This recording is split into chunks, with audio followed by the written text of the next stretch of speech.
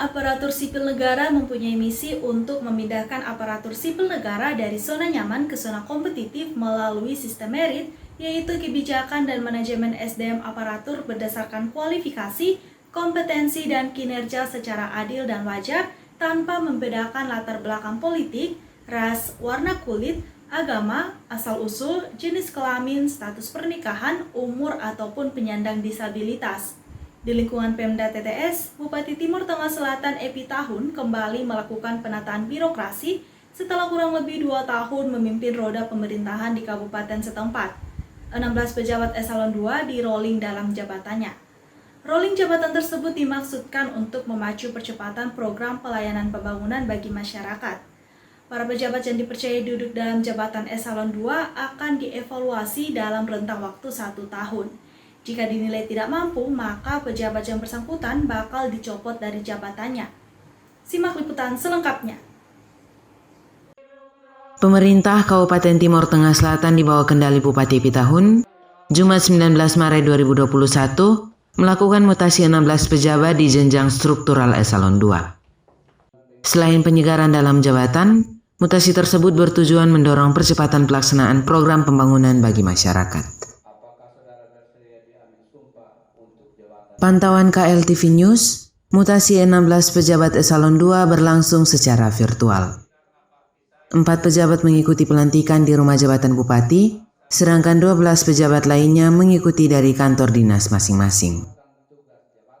16 pejabat yang dilantik yakni Tian Yusistalo, jabatan lama Kepala Dinas Pariwisata, jabatan baru staf ahli bidang ekonomi dan pembangunan. Ruby Selan, jabatan lama Sekretaris DPRD, jabatan baru Kepala Dinas Pariwisata. Hosiani Inrantau, jabatan lama staf ahli bidang kesejahteraan, jabatan baru Sekretaris DPRD.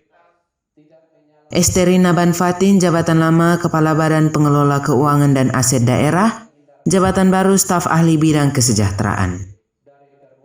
Jonis Lakapu, jabatan lama Asisten Pengembangan Ekonomi Sedda TTS, jabatan baru Kepala Badan Pengelola Keuangan dan Aset Daerah. Seperius Edison Sipa, jabatan lama Kepala Dinas Pedanka, jabatan baru Asisten Perekonomian dan Pembangunan Daerah Sedda TTS.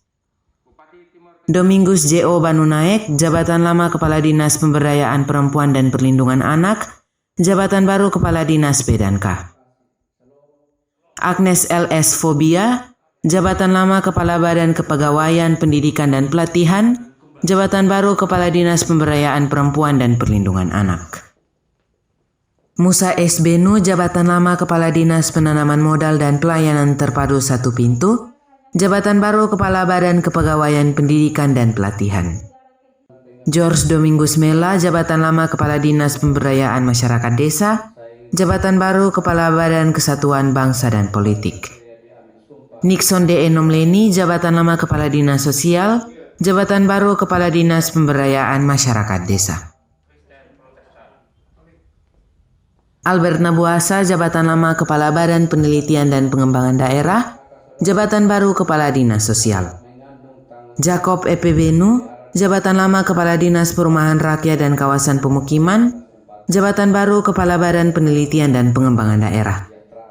Yopi Magang, jabatan lama Kepala Dinas Pemuda dan Olahraga, jabatan baru Kepala Satuan Polisi Pamong Praja.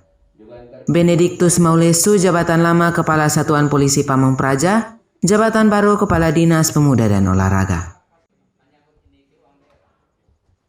Bupati Epi Tahun usai mengambil sumpah jabatan 16 pejabat eselon 2 kepada KLTV News di rumah jabatan Bupati menjelaskan, rolling pejabat eselon 2 di lingkungan Pemkab TTS selain sebagai penyegaran dalam jabatan dan kaderisasi kepemimpinan, mutasi tersebut adalah bagian dari upaya mendorong percepatan pelaksanaan program pelayanan pembangunan bagi masyarakat.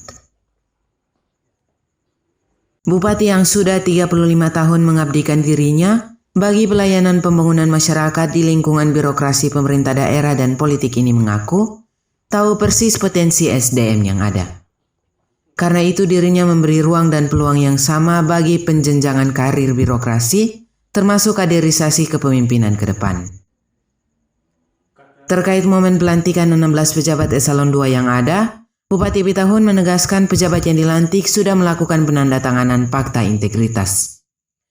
Dengan rujukan fakta integritas tersebut, akan dilakukan evaluasi kinerja 1 tahun kemudian. Jika para pejabat terlantik tidak mampu menjalankan amanah dan kepercayaan yang diberikan, maka tidak menutup kemungkinan pejabat yang bersangkutan dicopot dari jabatannya. Kami setelah dilantik kurang lebih 2 tahun nih, baru hari ini kita penyegaran. Ada yang penyegaran, ada yang tetap. Nah, misalnya penyegaran itu karena mungkin sudah jenuh. Ada banyak hal yang perlu dibenahi. Nah, jenuh dan ada yang mau pensiun.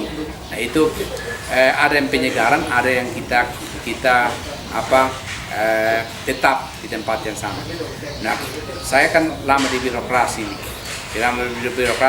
Ya tahu di sini kita punya adik-adik punya potensi di sini. Sehingga kita hari ini mutasi dan hampir semua kita tes, dan ini berdasarkan kompetensi, bukan berdasarkan keinginan atau kemauan, tidak. Kompetensi setelah diuji oleh tim yang ada, baik itu di tingkat provinsi, tingkat kabupaten, baru kita usulkan untuk ditetapkan sebagai pejabat yang lolos untuk dilantik kembali atau promosi untuk jabatan. Dan saya berharap ya teman-teman yang ada ini bisa bekerja lebih optimal. Dan saya sudah dalam sambutan saya bilang akan dievaluasi akhir tahun. Kalau tidak mampu ya saya bilang dengan hormat untuk tidak boleh ada di dalam tim saya. Karena saya dibatasi oleh waktu, kami sudah jalani 2 tahun, tinggal 3 tahun lagi. Jadi tahun ketiga saya evaluasi. Kalau memang teman-teman tidak mampu ya saya harus bilang saudara tidak bisa berada dalam tim saya untuk mendukung program saya untuk bisa jalan.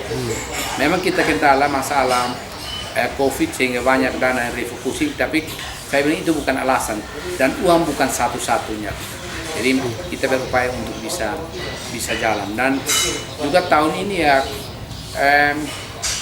ya saya mau bilang kita mundur. Tahun lalu kami pada bulan Maret sudah 266 desa cairkan dana. Nah, tahun ini sampai sekarang kita belum. Jadi saya kemarin sudah rapat virtual dengan para camat. Hari ini pelantikan, ya saya berharap hari ini teman-teman yang sudah dipercaya untuk segera mungkin tidak lanjuti kita punya arahan. Dan saya sudah tegaskan untuk 2021 ini kita kalau bisa sama ke tahun lalu Maret, dana sudah cair semua. Memang masih waktunya sudah rentang waktu sudah pendek sekali, tetapi kita coba percepat ini. Polcelere KLTV News mewartakan.